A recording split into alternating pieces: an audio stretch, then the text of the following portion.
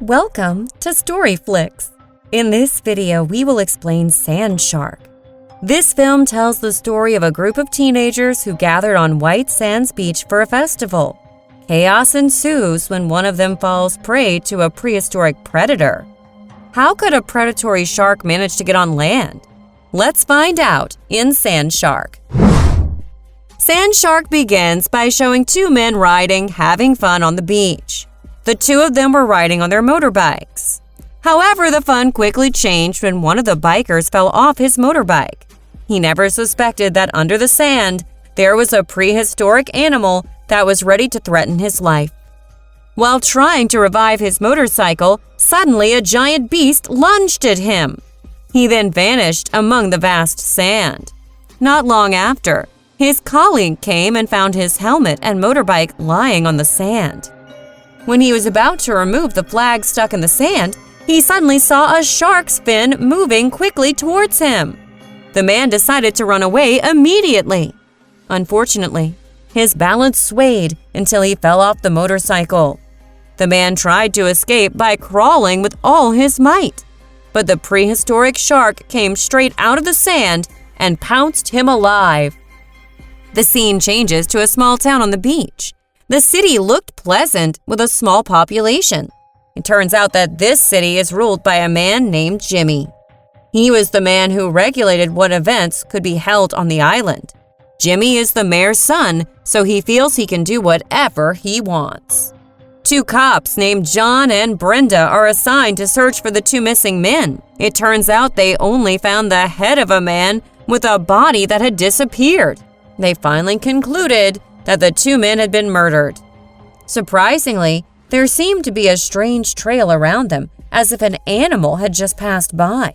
They then decided to report this discovery to the mayor.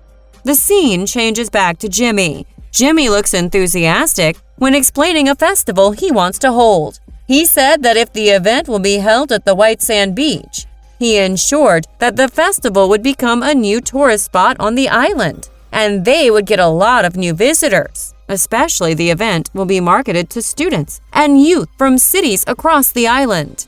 On the other hand, Brenda, who is still curious about the death of the two motorcycle riders, called in a veterinarian named Sandy. Brenda enlists Sandy's support to help them analyze the suspicious case. That afternoon, Jimmy came to the beach with three of his assistants. Jimmy's arrival is to see the location of the White Sand Beach, which will be the area of the festival.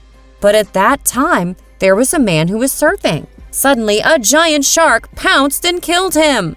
His friend who saw the incident screamed hysterically. John and Brenda then ran to the woman, but only a short time later, the shark appeared again and immediately pounced on the woman right in front of their eyes.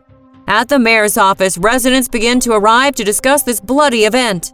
This incident is very serious because there have been two incidents where these prehistoric sharks have eaten people. Brenda and John said that the sharks were so vicious that they left only the remaining body parts of their victims. Meanwhile, Sandy has arrived in the city, but she has only heard the commotion in the mayor's office in silence. It can be seen that the mayor is still hesitant to close the beach. Then suddenly a man appeared and said that he had caught the prehistoric beast. The man named Angus said that the animal that attacked the visitors was a sand shark. According to Angus, he can help catch the sand shark again if the mayor is willing to pay him $10,000. But the mayor seems to have more confidence in Sandy's abilities. Sandy then began examining the victim's body parts in her laboratory. Night fell. Two men were seen on the beach on a rubber boat. It turned out that their arrival at the beach was to look for the sand sharks. But they did not expect the shark was very vicious and immediately approached them. The two men decided to run away, but the shark swam very fast and immediately pounced on them to death. The next day, Brenda brought Sandy to check on the two victims. They could only find a rubber boat with a human wrist still attached to it. Sandy then took some samples of shark teeth that were stuck in the victims' bodies. In her laboratory, she could conclude that the teeth in front of her had the same structure as the teeth of a shark.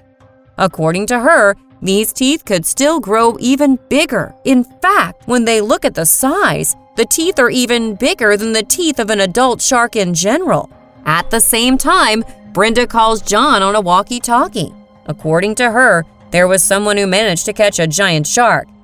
John and Sandy then immediately rushed to see the shark. With their abilities, Sandy can conclude that the shark in front of them is just an ordinary white shark and not the sand shark as they think. She said that the white shark in front of them was an adult shark, but the structure of its teeth were still very different from the shark teeth she found on the victim's body.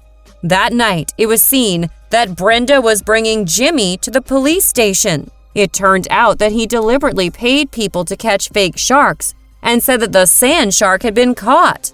That's when John tried to capture the people Jimmy ordered to find the shark.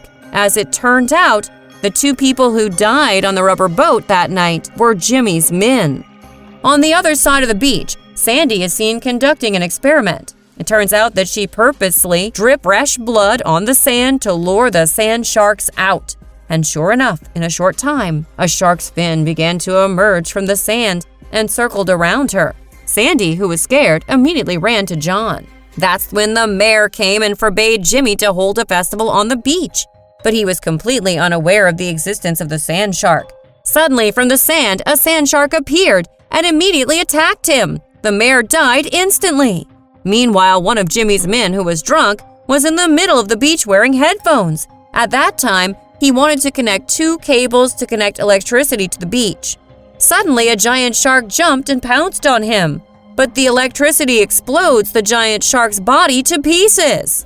The next day, Jimmy looks so happy to start his dream festival. According to him, the shark that has terrorized all the residents has been destroyed, and now he's ready to revive this island. In the laboratory, Sandy began to examine the shark pieces. Now she was starting to come to a new conclusion. According to her, the giant shark they found was still a baby sand shark. She was sure the mother was still somewhere and must be more vicious. In addition, Sandy is unsure how long this creature has been breeding and how many babies it has. Surprisingly, the piece of shark meat does not look like fish meat in general. That's what makes them adaptable very well, so they can swim in the land. But on the other hand, Jimmy doesn't want to listen to Sandy and John at all. Now, without his father, he can do whatever he wants. He just wants to keep the festival open on White Sand Beach. The weekend festival began. Many visitors came and were having fun on the beach. Suddenly, a sand shark appeared and immediately pounced on one of the visitors. The incident shocked everyone and caused a commotion. People immediately ran to save themselves, but the number of sharks that terrorized them was more than usual. Now the sharks are partying by eating the frightened visitors. It was the vibrations generated by people that triggered the sand sharks to come to the surface. Now they will only be a delicious meal in the middle of a beach party. Unfortunately, Brenda had to be one of the victims because a sand shark attacked her. She lost half of her body eaten by the sand shark. Jimmy, who saw Brenda's condition, was very shocked, but he couldn't do anything. Meanwhile, Sandy and John are in danger. The sand sharks tried to chase them until they were forced to climb onto the reef to save themselves. Finally, they had to stay on the rock while waiting for help to come to their rescue. During their panic, suddenly Angus appeared in the white sand carrying a long-barreled weapon. Now Sandy and John have been rescued. On the beach, only the 4 of them survived the sand shark attack. Now they intend to lure the sharks out of their nest. According to Sandy, the sand sharks are very disturbed by the sounds and vibration, so they bring speakers and make noise to lure the sharks out. Sandy then used some fresh blood around the speaker. Angus said he was ready to kill the sharks by using his flamethrower, which has a temperature of 2,000 degrees Celsius. And sure enough, it didn't take long for the sand sharks to come out of their hiding places. They started circling the speaker with drops of blood all around. Unfortunately, the speaker cable connection was broken. So Jimmy was determined to go there and reconnect the speaker cable.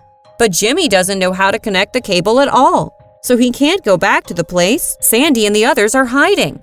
He then surrendered and made himself the food of the giant sand sharks. Seeing the sharks gathering to eat Jimmy gave Angus an opportunity to slaughter them together. Using his flamethrower, he immediately shot a flame of 2,000 degrees Celsius, and sure enough, the sand sharks died from burning. Seeing the dead sand sharks made him relieved and happy because they had won the battle. But it turns out that all the sharks in front of them are just baby sharks. Meanwhile, from behind the sand dunes, a mother shark appeared to reveal itself. The mother shark jumped through the hills and immediately pounced on Angus, and he was killed.